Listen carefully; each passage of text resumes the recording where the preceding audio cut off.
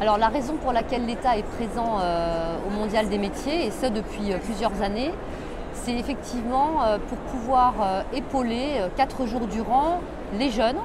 collégiens, lycéens, et les adultes demandeurs d'emploi ou en situation de handicap pour trouver plus facilement du travail en les outillant. Alors en les outillant, comment on dispose d'un espace ici qui est occupé par 12 personnes, de la directe, des missions locales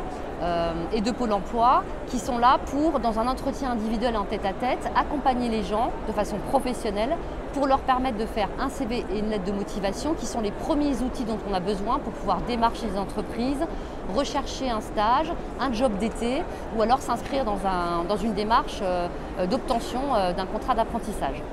Ça, c'est la première chose, ce sur quoi on concentre vraiment nos efforts, parce qu'on se rend compte que beaucoup de jeunes et beaucoup d'adultes sont en difficulté face à l'exercice de faire une lettre de motivation ou de faire un CV. Ensuite, l'État est quand même très au fait des métiers qui sont en tension via ses relations avec les branches. Et donc ce qu'on a souhaité faire aujourd'hui, c'est la promotion des métiers qui recrutent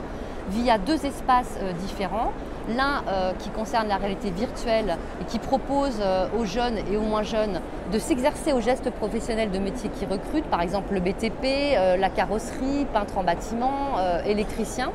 Et puis aussi en mettant à disposition du public des casques 3D qui permettent de s'immerger dans le quotidien d'un professionnel, de la boulangerie, de la plasturgie, pour voir en gros ce que signifie la réalité du métier et éventuellement pouvoir déclencher quelques déclics de jeunes qui se diraient « Ah bah tiens, ça me tente, je vais m'orienter dans cette voie » ou me renseigner pour voir comment y accéder. Oui, tout à fait.